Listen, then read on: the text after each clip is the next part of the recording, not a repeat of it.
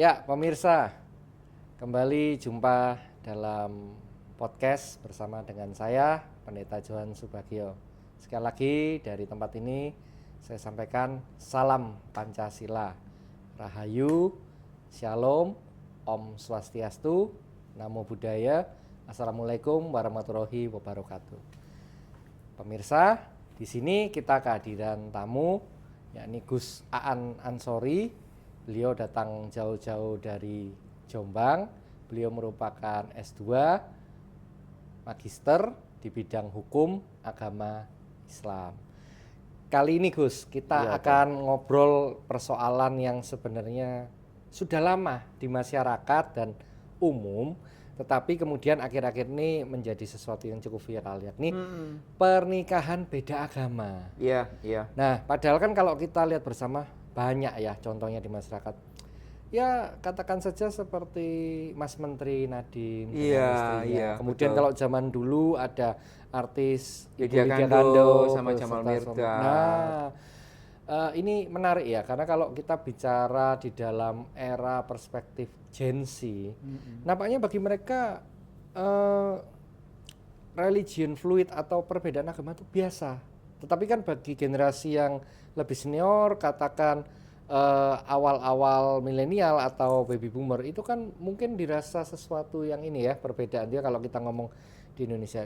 Gimana nih menurut pengalaman Gus di lapangan, khususnya tentang advokasi HAM, kemudian pernikahan beda agama. Nah, ini boleh sharing nih, monggo nih. Iya, terima kasih udah diundang ya di podcastmu Pendeta Johan. Ya, aku melihat bahwa sebenarnya kan cinta itu kan, kalau perkawinan itu kan dasarnya harus cinta kan. Yes, of course itu. Kepada siapa kita jatuh cinta itu kan kita tidak sepenuhnya bisa kontrol. Betul Meskipun sekali. kita memiliki pilihan-pilihan itu. Jadi bagiku jodoh itu ada di tangan Tuhan. Benar. Ada di setuju tangan saya. Tuhan. Sangat Dan apa namanya? Nah kadang-kadang manusia itu yang kemudian menolak hal itu dan membuat sesuatu yang sebenarnya itu jodoh kemudian bisa terpisah kayak gitu. Nah kaitannya dengan Indonesia di mana masyarakat kita itu plural, maka perkawinan beda agama itu sesuatu hal yang tidak bisa kita elakkan. Tadi kamu ngomong soal Jamal Mirdad, kemudian Mas Nadiem dan istrinya kayak gitu. Kita harus tahu bahwa mbahnya Megawati itu, ya, Ya. bapaknya Presiden kita Ya, Bung Soekarno. Karno. Yes. Bung Karno itu yang satu Islam, bapaknya Bung Karno itu Islam, pinter, teosofi, Islam teosofi, mendapat putri Hindu darah Yes, biru. Ya, Ibunda Bung Karno. Benar, itu. benar. Itu kan Hindu sama ini. Ada lagi kalau di Islam itu ada siapa namanya anaknya Nabi Muhammad itu Zainab dengan Al-Rabi itu anaknya Nabi Muhammad itu dia Islam kan mengikuti bapaknya. Kemudian ia menikah ya sebelum Nabi Muhammad menjadi nabi itu sudah menikah gitu. Dan ketika Nabi Muhammad sudah menjadi nabi berdakwah, kemudian ia juga tidak menceraikan anaknya itu Koptik sendiri. ya, kalau Kayak boleh gitu. diperjelas ke pemirsa. Aku tidak tahu ya siapa namanya Al-Rabi itu apa, tetapi yang jelas dia itu orang Mekah kan. Sangat mungkin ya agamanya ya agama lokal pada waktu itu. Kayak gitu. Sekarang bayangkan loh, anaknya Nabi yang jelas Islamnya, kemudian dapat menantu yang Al-Rabi. Bahwa cerita selanjutnya mengatakan Al-Rabi itu masuk Islam itu adalah two different stories. Tetapi yang jelas bahwa Nabi Muhammad itu menurutku sepanjang yang aku baca dan aku tulis itu juga membiarkan anaknya atau tidak berupaya secara kuat memisahkan itu. Bagiku perkawinan beda agama itu sama sucinya dengan perkawinan sesama agama. Setuju. Hanya saja karena cara pandang banyak orang di Indonesia itu terutama di kalangan Islam dan juga diikuti oleh orang-orang di Kristen Protestan itu menganggap bahwa kesucian, salah satu kesucian teman-teman konservatif nih. Iya, salah satu kesucian perkawinan itu adalah yang gelap tidak boleh bersatu dengan yang terang. yang terang itu dianggap sebagai agama tertentu harus mendapatkan satu agama tertentu. Bagi Kembali saya, lagi tafsir ini ya, iya, hermeneutik ini, ilmu bagiku tafsir ya ini. itu tadi bahwa sebenarnya perkawinan beda agama adalah hal yang tidak bisa kita elakkan, hal yang menurutku juga dijamin dalam konstitusi kita bahwa setiap orang itu memiliki hak untuk bisa membangun rumah tangganya, termasuk dengan siapa dia ingin menikah, ingin kawin. Dan secara yang menarik, secara undang-undang juga perkawinan beda agama tidak ada pasalnya. Tidak ada pasalnya sepanjang kemudian perkawinan itu kan dianggap sah, manakala dianggap sah juga oleh agama masing-masing gitu kan. Kalau sudah dianggap sah, ya bisa dicatatkan seperti itu. Dan banyak sekali kisah-kisah atau contoh-contoh yang terutama yang aku dampingi begitu, yang kemudian dia melakukan perkawinan beda agama, Islam dengan Kristen, Katolik dengan Islam kayak gitu, dan sah di mata hukum dan dianggap bukan perzinahan. Zina itu kan perkawinan di luar, hubungan seksual di luar perkawinan. Bagaimana mungkin itu dianggap perzinahan kalau ternyata yang melakukan hubungan seksual itu sudah pegang surat nikah? Kan bukan zina itu. Jadi ada banyak misalkan teman-temanku muslim mengatakan, oh kalau ada orang Islam kawin dengan selain Islam itu perzinahan. Perzinahan gundulmu gitu kan. Sama Gus, Nggak menarik. bisa. Ini menarik ya. Kalau ketika kita bicara artinya ini secara etika dan moral, kan sebenarnya pernikahan ini kan hak asasi setiap manusia. Iya. Bahkan saya percaya bahwa Gusti Allah ya, Allah Bapa itu kan memberikan free will ya, freedom of choice. Ya, bahkan kalau di dalam ini ya Pentateuch atau Kejadian beres itu kan diceritakan bahwa ya Gusti Allah tidak melarang loh Nabi Adam mau ambil buah itu kemudian berikan istrinya Umi Hawa, itu kan nggak ada larangan, artinya kan free will. Nah tetapi menariknya saya sendiri ketika membahas ini dengan rekan sesama pastor, sesama pendeta, ya memang ada yang berbeda pandangan dengan kita. Aku beliau bilang, wah nggak bisa gitu Pak, kita kan menjaga kemurnian teologis. Oke, Nah, itu. sisi dari beliau yang para pemuka agama. Tetapi saya melihat secara humanis artinya kan bahwa kita tidak boleh artinya menjadi denial ya. Lantas bahwa menganggap di masyarakat tidak ada. Padahal dalam masyarakat multikultural kita ini kan pernikahan berbeda latar belakang, mungkin berbeda suku, ras, bahkan agama itu kan ada. Nah, pertanyaannya justru bukan yang kontraproduktif, tapi bagaimana nih memberikan solusi. Artinya kan ya ini yang sudah ada di masyarakat. Mungkin Gus bisa membagikan sedikit artinya rekan-rekan yang memang sudah mantap ya, sudah mantap tentunya melewati proses konseling pranikah, ya kan dialektika dan akhirnya memutuskan untuk menikahi kekasihnya yang berbeda keyakinan. Silakan Gus. Kalau aku sih, aku agak ketat ya ketika aku juga sedang melakukan pembimbingan ya per hari ini. Mungkin nanti September ada adikku yang anggap saja adikku begitu yang akan melakukan perkawinan beda agama itu. Jadi dia memilih aku sebagai konselornya kayak gitu. Yang pertama aku selalu sampaikan ketika konseling itu adalah, apakah kamu yakin kemudian itu adalah pasanganmu? Oh iya yakin. Apakah ada terbersit keinginanmu supaya salah satu dari kalian itu convert artinya solusi paling yang simpel Islam ya. bukan yang Islam kemudian berusaha memaksakan pasangannya untuk masuk Islam dan lain sebagainya. Sebab begini Johan, kalau sejak awal perkawinan beda agama itu dilakukan oleh orang yang di dalam hatinya itu ada motivasi menundukkan, aku tak mengawini dia supaya dia masuk ke agamaku kayak gitu. Atau penginjilan, nah itu bahasa ininya. Dia nggak tulus, dia menodai esensi dari kekristenan itu sendiri, esensi dari beragama itu sendiri. Ya. Jadi aku selalu ada ya faktanya yang begitu ada ya. Aku pernah gitu kan. Ada orang yang udah pacaran 7 tahun, yang laki, 7 tahun itu cukup lama tuh. Iya, yang laki Islam, yang perempuan itu Kristen ya, Kristen Jawa. Itu ternyata yang Islam begini, ya kalau nanti kawin ya perusahaan, ya yang istri harus manut ke aku, karena aku ini kan imam, jadi dia harus masuk ke agama Islam gitu.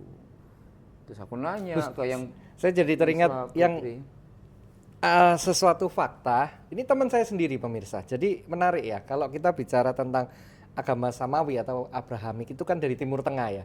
Kebetulan saya punya rekan ya, mungkin saya sudah cerita ya ke Gus. Jadi orang Mesir asli pemirsa.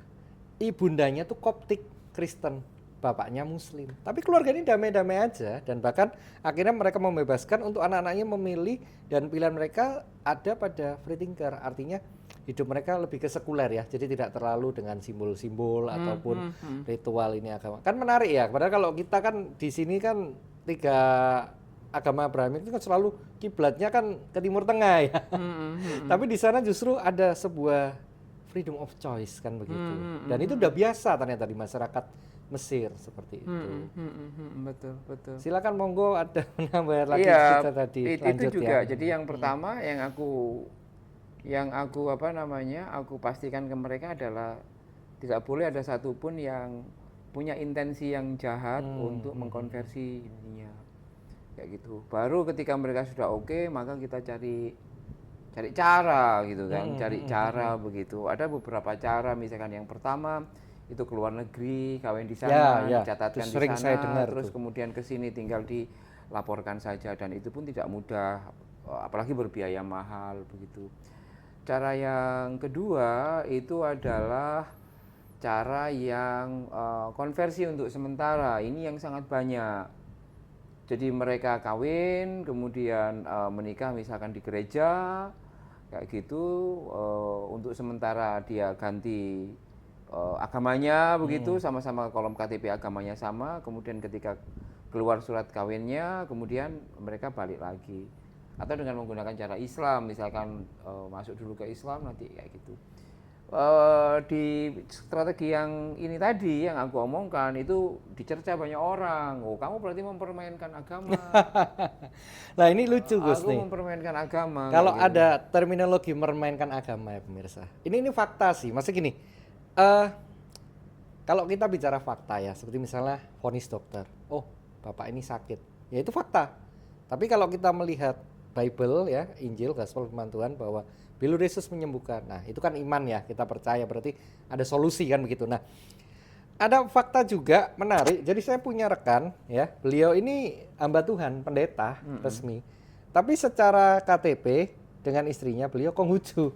Karena dulu waktu menikah itu secara kelenteng. Nah, bisa jadi juga mungkin beliau convert atau apa. Tapi beliau nggak pernah mengganti identitas. Jadi kalau kita ngomong di masyarakat kita yang plural nih, mau macam-macam kasus per kasus itu banyak. Jadi artinya ayolah kita cari solusi kan. Kita bukan artinya bukan bahas ranah yang teologis atau judgmental, tapi kita mencari solusi dari sisi kemanusiaan. Kan begitu ya, Gus ya? Iya, iya. Betul, betul. Di titik itu menurutku aku bisa memahami bagi orang-orang yang untuk menyelamatkan perasaan cintanya, karena mereka itu kan juga yakin ya bahwa itu adalah jodohnya dan ya karena itu jodoh dia perjuangkan itu mati-matian apapun caranya. Sehingga apa?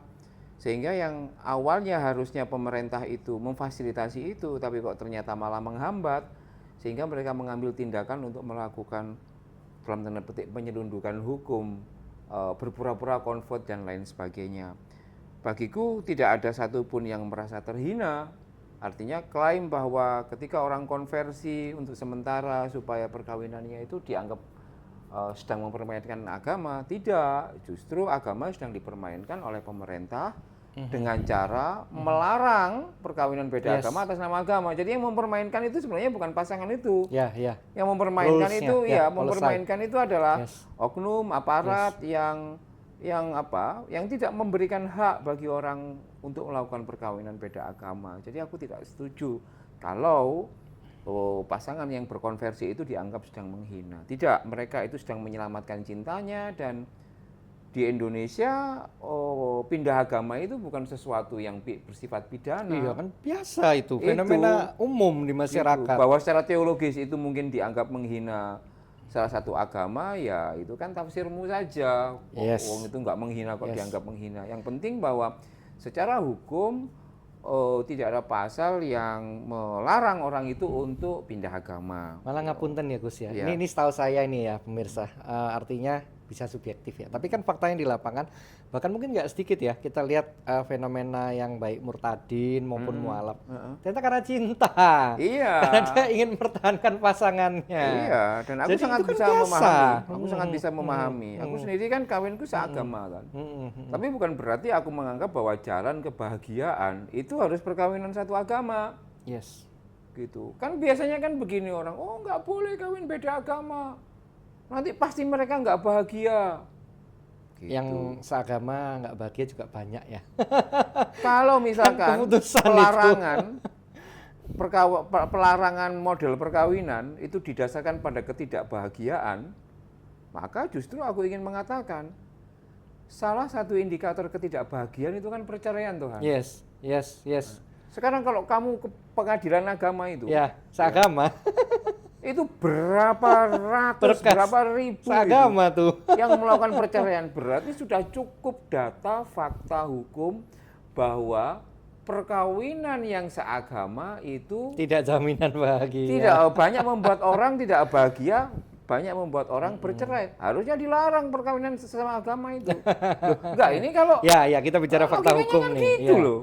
Ya, kita bicara fakta hukum. Kan Betul. premisnya dibangun perkawinan beda agama pasti tidak bahagia. Pasti tidak bahagia. Loh, aku juga mau Padahal bilang. faktanya Indikator ketidakbahagiaan kan perceraian. Gitu. ya. Perceraian terbanyak perceraian satu agama. Ya, padahal itu. baru beberapa minggu lalu saya membuat sebuah renungan bahwa kalau kita mau menuruti nasihat firman Tuhan atau Bible kan ya masa nggak ada solusi kan gitu kan, udah menikah nih, komitmen kan depan altar, janji di depan Tuhan. Masa harus artinya seakan-akan mencari celah hukum supaya bisa bercerai, supaya bisa nikah lagi. Padahal seagama nih. Iya, justru aku merasa bahwa kalau perkawinan, jadi indikator perkawinan bahagia dan tidak itu adalah apakah sejak awal orang-orang yang sedang menjalin hubungan yang on the way ke perkawinan itu didasari cinta kasih. Yes. Didasari oleh keinginan luhur untuk membangun rumah tangga atau Lagi tidak. ya, konseling pranikahnya Iya, fondasinya bukan persoalan Atau, satu agama ya, atau beda agama. Ya. Kelas pranikah gitu. nih bahasa Kristennya. Gitu. Dan justru yang menurutku misalkan ada juga Gus ngapunten, kalau di menarik. dalam versi Muslim semacam konseling pranikah atau kelas sebelum nikah itu apa memang ada ya? Khususnya kalau di Sunni lah katakan, kan mayoritas ya di Indonesia. Sebenarnya nggak ada, tapi belakangan ini 1 tahun 2 tahun ini ketika menterinya Gus Yakut itu ada gitu kan. Mungkin karena dia orang-orang Islam itu melihat loh di Kristen itu kok ada konseling katekisasi pranikah dan sebagainya. Bahkan ada gitu. gereja yang maaf kata nih ya, secara peraturan organisasi itu kelas untuk pranikah itu bahkan setahun. Nah itu sebelum diberkati. Akhirnya mungkin itu di copy paste ya, di Islam jadi, dan ya, sekarang kayaknya ada itu pembinaan pranikah dan lain sebagainya. Tapi untuk khusus agama ya. Ya. Karena yang diakui di Islam untuk sementara ini yang lewat KUA kan kayak gitu. Jadi ada begitu. Jadi bagiku ya bahagia itu bisa direngkuh dengan perkawinan seagama, sekaligus bisa direngkuh dengan perkawinan beda agama. Gitu. Ini yang menurutku menjadi hal yang menarik, menjadi renungan kita bersama, dan untuk ke sana saya kira memang ya catatan sipil itu kan mau mencatat kalau ada agama yang mengesahkan. Baru kan bisa mencatat benar. kalau kita menggunakan Undang-Undang 174 pasal 2 itu kan. Jadi negara itu akan mencatat jika ada agama yang merestui. Misalkan ini Islam, ini Katolik, gitu kan. Kalau rabi di KUA kan nggak bisa nih. Ya. Nggak bisa kecuali kalau yang Berarti Katolik convert. Iya. Convert dulu ke Islam baru satu agama. Jadi di KUA belum bisa. Tapi apakah Katolik tidak bisa memberkati? Katolik bisa memberkati menggunakan dispensasi perkawinan. Jadi di Katolik itu dia bisa memberkati perkawinan sesama agama, Katolik dengan non-Katolik. Ya, kalau udah diberkati itu kan dapat surat matrimonium testimoni gitu kan. Ya, dari Vatikan. Itu kan kemudian berbekal surat ini perkawinan dari gereja Katolik, kemudian ini bisa dicatatkan di Catatan sipil. Tapi nampaknya per hari ini catatan sipil juga lagi masuk angin gitu kan. Ya, nggak ada Fakta nih, hujan, nggak fakta. ada apa. Itu nggak mau mencatat dia, Pak. Nggak bisa mencatat. Lalu sambil bilang, kami bisa mencatat kalau ada putusan pengadilan. Ya kan? Lalu Yang tentu butuh waktu dan iya, biaya ya, tidak tidak hanya sedikit. soal itu. Oke Oke. kan? Di pengadilan, mereka ke pengadilan. Di pengadilan di depan itu ada tulisan besar. SMA 2 2003, pengadilan dilarang untuk menerima permohonan pencatatan perkawinan. Ditolak juga sama pada pengadilan. Jadi zalim ini, siapa namanya? Catatan sipil ini zalim itu menzalimi pasangan beda agama. Pengadilan negeri yang sebenarnya dia punya kewenangan itu juga sedang menzalimi, sehingga bingung ini mau dicatatkan di mana. Hampir seluruh semua catatan sipil di kabupaten kota di Indonesia tidak mau. Tidak tahu ini itu kegagalannya rezim. Termasuk ini mungkin ya, termasuk juga mungkin yang dari daerah yang katakan di kantong Kristen juga sama ya? Pak Kadil? Sama. Aku belum mendengar ya, aku nggak tahu, aku belum mensurvei semua di Spenduk Capil. Tapi aku mengatakan sama. Yang pernah aku coba, yang berhasil itu cuma di 2 kabupaten kota. Oh, di mana Gus? Di Solo. Oh, di Solo. Jadi di Solo, ya di Solo itu terakhir aku lihat itu, aku punya kutipan akte perkawinannya, beda agama dan kebetulan aku juga yang memfasilitasi itu kan. Itu tanggal 13 Januari 2024. Setelah SMA 2 2003. SMA-nya itu kan Juli 2023. Itu kan itu nggak ada kasus, kemudian aku memfasilitasi perkawinan anak yang satu laki-laki itu rumahnya Solo Islam dapat anak Gresik ya, anak Gresik perempuan Katolik. Oh, Katolik. Mereka menikahnya di Solo. Di paroki Karangpilang. Oh, di Surabaya. Karangpilang, iya. 1 bulan iya. sebelum pemberkatan itu mereka akad nikah dulu ya, aku yang memfasilitasi begitu. Terus kemudian surat-suratnya dibawa ke Solo. Karena kan yang laki-laki rumahnya Solo. Ya. Terus aku tanya, bisa nggak di sana? Bisa Gus, pelayanannya baik. Oh, terus kemudian, oh iya wah bagus nih. Berarti kamu udah pegang kutipan akta perkawinan. Sudah Gus, gitu. Bolehkah difotoin? Difotoin. Trek. Iya, bisa. Tanpa lewat pengadilan. Ya. Artinya ini catatan sipil yang merah putih. Oke. Yang Bali lainnya, mungkin bisa ya? Kan banyak ekspat tuh di Bali. Apa? WNA maksudnya kan dengan berbagai religion apa? Sebelum Belum pernah dengar ya? Sebelum ke Bali, itu aku juga punya pengalaman pribadi, itu di Sleman. Oh, oke. Catatan sipil Sleman itu bisa. Iya. Ini bukan teori ya. Ya, Ini menarik. aku yang menyaksikan sendiri. Jadi aku ngomong ini menyaksikan sendiri itu November atau enggak Desember 2023. Gitu kan. Yang laki-laki itu rumahnya Sleman, GKJ Condong Catur gitu kan. Pendetanya kan kawanku. Yang perempuan ini Muslim Jogja. Kawinnya kemudian di GKJ ya, sebelum acara setelah pemberkatan perkawinan hari Minggu jam 10 gitu. Setelah itu catatan sipil datang, mereka mendapat surat kutipan akad nikah. Jam 2 siang, kemudian mereka geser ke Jogja untuk melakukan akad. Gitu. Terus aku minta, bolehkah aku lihat kutipan akta perkawinannya? Ya ada lambang burung Garudanya. Gitu. Lambang burung Garudanya, KTP-nya yang satu tetap Islam, yang satu tetap Muslim. Yang satu tetap Kristen. Itu yang aku tahu. Nah, aku itu penasaran ketika gimana nih kalau Denpasar gitu. Iseng aku WA call center call center Denpasar gitu. Catatan sipil Denpasar gitu kan. Aku nanya. Mereka jawabnya bahwa kalau ada perkawinan beda agama nanti diproses ya, diproses di catatan sipil. Lalu pasangan ini akan dibuatkan KTP yang baru kan, karena ini baru. Suami dan istri. Kakak juga baru. Terus aku nanya, di KTP yang baru dan kakak yang baru itu agamanya jadi sama atau tetap berbeda? Sama. Oke. Sama itu artinya ya agamanya Ya, ya, ya, ya. Kristen semuanya. Ya, ya, ya, ya. Paham, Di paham. KK itu ya sama Kristen Paham, semuanya. paham. Jadi kan merubah KTP. Paham, paham, paham. Batinku, wah kacau ini Denpasar ini, aku bilang gini. Nggak, tapi artinya kan solusi praktis. Aku WA ke Manado itu kayaknya belum dibalas. Manado Iya, itu iya, kan iya, iya.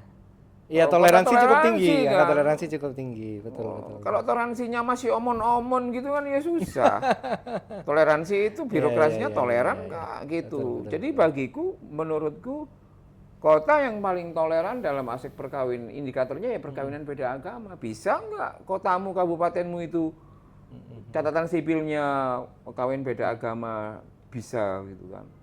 Kalau Solo bisa, Sleman bisa, harusnya yang lain kan bisa Tuhan. Iya, karena betul, betul. Apa namanya? Secara hukum. Policy Ya, kependudukan itu ya. kan tidak federal, Pak.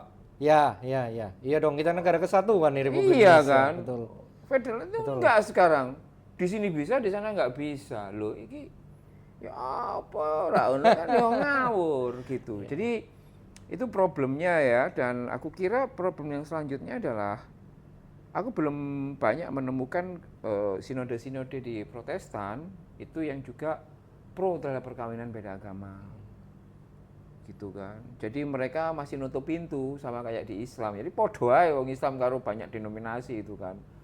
Yang bisa ya, yang bisa itu beberapa di GKJ, Gereja Kristen Jawa gitu. Aku pernah memfasilitasi GKJ Manahan, kemudian GKJ Solo lagi-lagi. ya, Manahan Solo, lalu Sleman gitu kan. Kemudian ada kawanku di GKJ Karanggelonggong, wilayah Kebumen kayak gitu, itu bisa.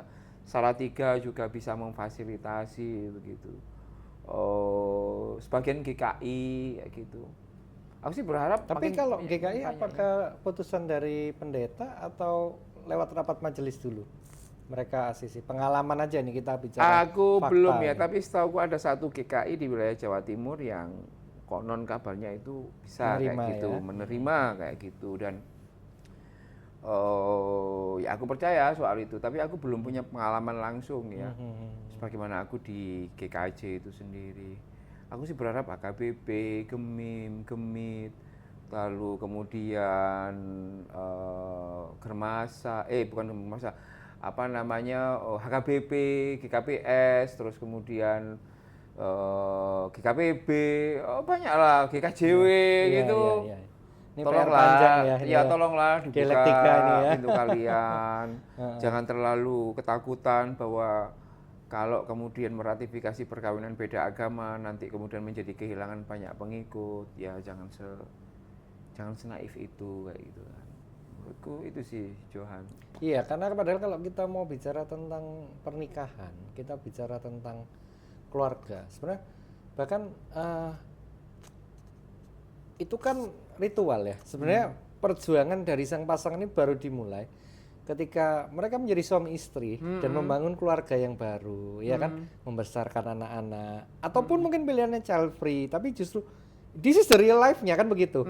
Makanya tadi saya di awal kan tanya tentang konseling pranikah, karena kan begini, ketika you punya sebuah pandangan yang sama, katakan nih kalau di tempatku misalnya sama-sama Protestan, atau misalnya sama-sama Pentakosta, atau katakan sama-sama Baptis, itu tentunya ya ada dinamika ya, rumah tangga itu ada pergumulan, apalagi dengan keluarga dengan background latar belakang yang agamanya beda, mungkin juga beda suku, kan tentu ada pergumulannya juga. Makanya tadi ketika kita bahas konseling pranikah di awal, seharusnya kan bahwa yang perlu dipikirkan adalah soal yang jangka panjang ini kan, solusi di dalam rumah tangga ke depannya. Tapi nampaknya kayaknya negara kita lebih milih solusi praktis ya, lihat yang nampak populis aja nih kan begitu ya.